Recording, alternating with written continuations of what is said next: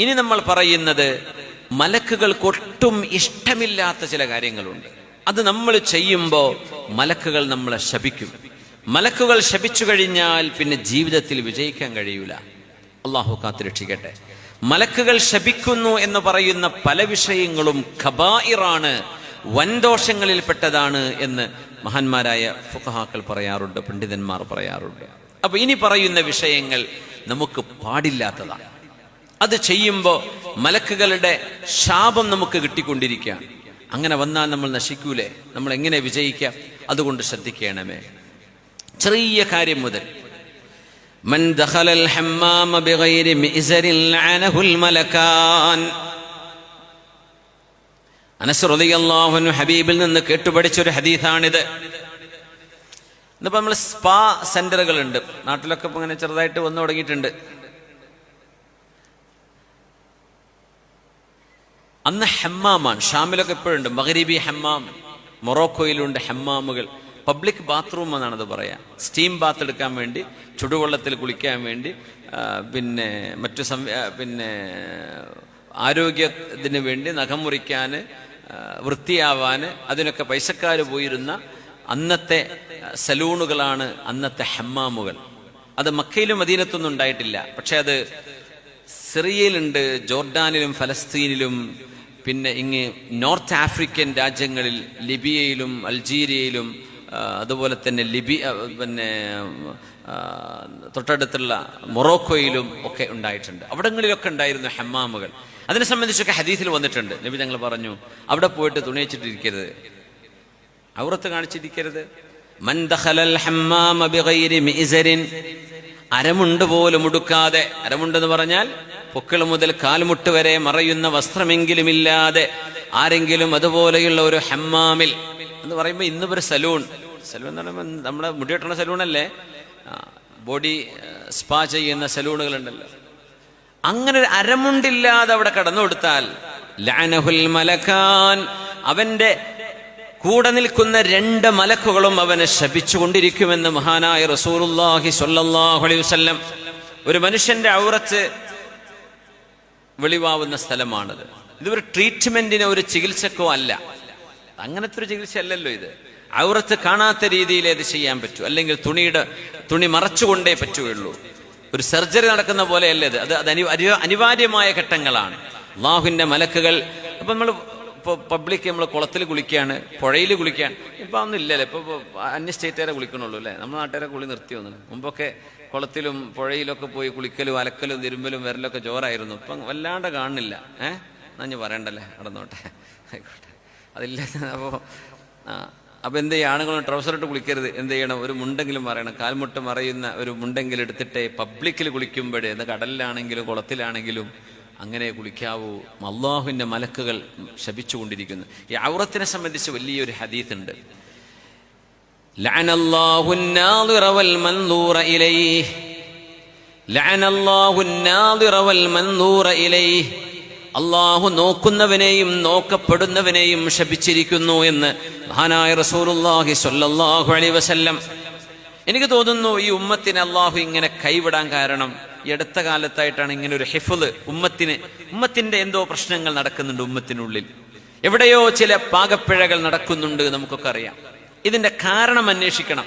നമ്മളിങ്ങനെ ഫേസ്ബുക്കിൽ ഇങ്ങനെ കുറ്റം പറഞ്ഞ് എഴുതിയിട്ട് നമ്മളിൽ കാരണങ്ങളുണ്ടോ? നമ്മൾ എന്തെങ്കിലും ചെയ്ത് തെറ്റുകൊണ്ടാണോ ഉമ്മത്തിന്റെ ഉള്ളിൽ ഈ ഫിർഖത്തും ഇതുപോലെയുള്ള അപസ്വരങ്ങളും ഉണ്ടാകുന്നത് എന്ന് നമ്മൾ നോക്കുന്നത് നല്ലതാണ്. എനിക്ക് പേടിയാവുന്ന ഒരു ഹദീസാണിത്. അല്ലാഹു തആല നോക്കുന്നവനെയും നോക്കപ്പെടുന്നവനെയും ശപിച്ചിരിക്കുന്നു. എന്തിനെ പറ്റി പറയുന്നറിയോ? ഇലൽ ഔറ, ഒരു മനുഷ്യന്റെ ഔറത്ത് നോക്കുക, സെക്ഷൽ വീഡിയോകൾ കാണുക, അത്തരം ഇമേജുകൾ കാണുക. പൊണോഗ്രഫി ഈ ഉമ്മത്തിന്റെ ജീവിതത്തിന്റെ ഭാഗമായി മാറുക. അത് നോക്കപ്പെടുന്നവൻ ആരാണോ അത് കാണിച്ചു കൊടുക്കുന്നത്, അവർ ആരുടെ ഔറത്താണോ കാണപ്പെടുന്നത് അവരെയും നോക്കുന്നവനെയും അള്ളാഹു ശപിച്ചിരിക്കുന്നു. സുബ്ഹാനല്ലാഹ്, അത് വലിയ ഗൗരവമാണ്. ഔറത്തിന് കളിക്കാൻ ഇറങ്ങുകയാണെങ്കിൽ തന്നെയും, കളിയാണെങ്കിൽ തന്നെയും മുട്ടുപൊക്കള് നമ്മുടെ ഔറത്താണ്. ദീൻ പറയണ്ടേ? അപ്പൊ പല ട്രോളും വരും. കളിക്കുമ്പോൾ പിന്നെ ഔറത്തൊക്കെ മറിച്ച് കളിക്കുക എന്ന് പറഞ്ഞാൽ കോൽ എങ്ങനെ ഉണ്ടാവും? മുട്ടിൻ്റെ മുകളിൽ ട്രൗസർ ഉണ്ടെങ്കിലല്ലേ ഓടാൻ പറ്റുള്ളൂ. അത് കുറച്ച് മുട്ട് വരെ ഒന്ന് ഇറക്കിയാലോ ഓടാൻ പറ്റായൊന്നുമില്ല. ഉണ്ടോ? നാളെ സ്വർഗത്തിലേക്ക് ഓടിക്കയറണമെങ്കിൽ അത് വേണ്ടി വരും. പക്ഷെ ഇവിടെ മാത്രമേ ഓട്ടം നടക്കുള്ളൂ. അതുകൊണ്ട് ഉസ്താദ്മാരങ്ങനെ പറഞ്ഞു കൊടുത്താൽ തന്നെ ഇപ്പോൾ കളിൻ്റെ കാലത്തൊക്കെ ഏതോ ഉസ്താദ്മാരങ്ങനെ പറഞ്ഞു അവറത്തെ കാണല്ലേ, അപ്പം തുടങ്ങി ട്രോള്. ഓ ഫിഫ കപ്പ് എന്ന് പറഞ്ഞാൽ പിന്നെ അവറത്തപ്പോൾ ആകെ കാണുന്നത് അത് നോക്കാനാണല്ലോ അവിടെ പോകുന്നത്, അങ്ങനെയാണോലോ ഇങ്ങനെയാണോലോ.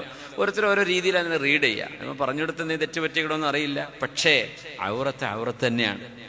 അത് കാണുന്നതും നോക്കുന്നതും കാണിച്ചു കൊടുക്കുന്നതും ഒരു മുസ്ലിമിന് കുറ്റകരമാണ്. ഇസ്ലാം വേണ്ട അന്ന് നമുക്ക് ആവശ്യമില്ല, അവര് പോയിക്കോട്ടെ, അവരെ പറ്റിയല്ല നമ്മൾ പറയുന്നത്.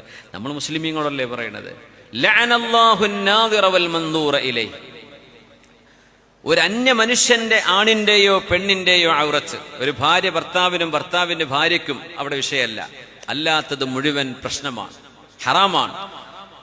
അങ്ങനെ വരികയാണെങ്കിൽ നമ്മുടെ കൊച്ചുമക്കളെ സ്കൂളുകളിൽ നിന്ന് പോലും ഇതുപോലെയുള്ള വേണ്ടാവൃത്തികൾ നോക്കുകയോ കാണുകയോ മൊബൈൽ ഫോണും അല്ലാത്ത ഉപയോഗിക്കുന്ന കാലമാണ്.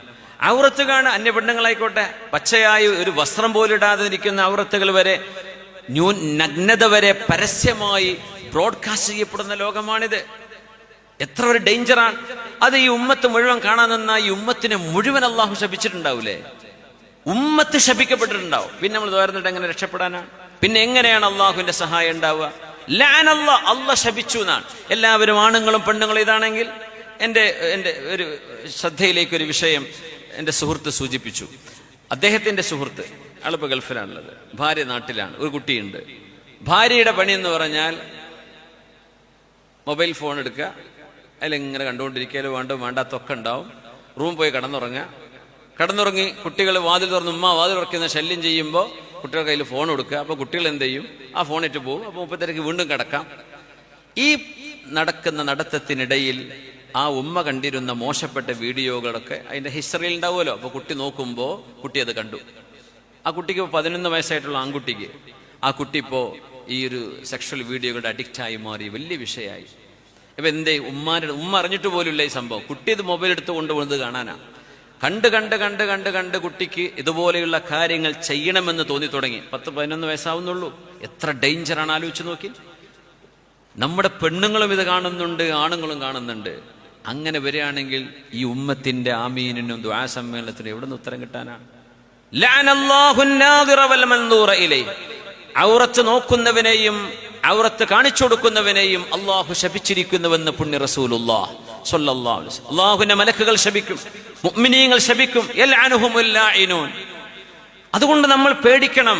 ഇതുപോലെയുള്ളൊരു കാലഘട്ടത്തിൽ ഈ ഉമ്മത്തിന് പ്രതിസന്ധി വരുന്നത്, നമ്മുടെ ഉള്ളിൽ കിടക്കുന്ന പ്രതിസന്ധി, പുറത്തു നിന്നുള്ള പ്രതിസന്ധി, ശത്രുക്കളുടെ പ്രതിസന്ധി, ഭരണകൂടങ്ങളിൽ നിന്ന് വരുന്ന പ്രതിസന്ധികൾ, ഭീഷണികൾ, ഇതിനൊക്കെ അള്ളാഹു നമ്മെ ശപിച്ചിട്ടുണ്ടെങ്കിൽ എന്ത് നടക്കും? എന്ത് ചെയ്തിട്ട് എന്ത് കാര്യം? അള്ളാഹ് ശപിച്ചു വിട്ട പിന്നെ എന്ത് ചെയ്യും? തിരിഞ്ഞു നോക്കോ? നമ്മൾ ഒരാളോട് പിണങ്ങിയാൽ ആ മനുഷ്യമ്മ തിരിഞ്ഞു നോക്കോ? ആള് കിണറ്റിൽ വീണു, ആ കടന്നോട്ടെ എന്നല്ലേ പറയാ. ഒരാളോട് ദേഷ്യം ഉണ്ടെങ്കിലേ ശപിക്കുക ചെയ്തിട്ടുണ്ടെങ്കിൽ എന്തായിരിക്കും അവസ്ഥ? അള്ളാഹു ഈ ഉമ്മത്തിന് ശപിച്ചു, ആയിക്കോട്ടെ, ഓരോ JCB മുഴുവെടുത്ത് കോരിക്കൊണ്ടേക്കോട്ടെ, എനിക്കെന്ത് അവർക്കിതൊക്കെയല്ലേ വേണ്ടത് എന്ന് അള്ളാഹു അങ്ങ് തീരുമാനിച്ചു കഴിഞ്ഞിട്ടുണ്ടാകുമോ എന്ന് നമ്മൾ പേടിക്കണം. ലഅനല്ലാഹു നാദിറ വൽ മൻദൂറ ഇലൈഹി. മലക്കുകളുടെ ദുആയും അവരുടെ സാമീപ്യവും ഒക്കെ കിട്ടുന്ന കൂട്ടത്തിൽ അവരുടെ ശാപം വാങ്ങിക്കുന്ന കാര്യങ്ങളാണ് നമ്മൾ ശ്രദ്ധിക്കേണ്ടത്. അല്ലാഹു കാത്തുരക്ഷിക്കട്ടെ, അല്ലാഹു കാത്തുരക്ഷിക്കട്ടെ. മൻ ദഖലൽ ഹമ്മാമ ബിഗൈരി മിഅ്സരിൻ ലഅനഹുൽ മലക്കാൻ. അരമുണ്ട് വസ്ത്രമില്ലാതെ പബ്ലിക്കായ ഒരു ബാത്റൂമിലോ കുളിസ്ഥലത്തോ ഒരാൾ ഇറങ്ങുമ്പോൾ മുഅ്മിനായൊരു മനുഷ്യനെ, ആണായാലും പെണ്ണായാലും ഔറത്ത് കാണിക്കുമ്പോൾ അവർ 2 മലക്കുകളും അവരെ ശപിച്ചുകൊണ്ടിരിക്കുമെന്ന് മഹാനായ റസൂലുള്ളാഹി സ്വല്ലല്ലാഹു അലൈഹി വസല്ലം. അതിന്റെ ഭാഗമായിട്ട് ഒരുപാട് ഫിത്ന വരും. ഈ ഉമ്മത്തിന്റെ ഉള്ളിൽ വിള്ളൽ വരും.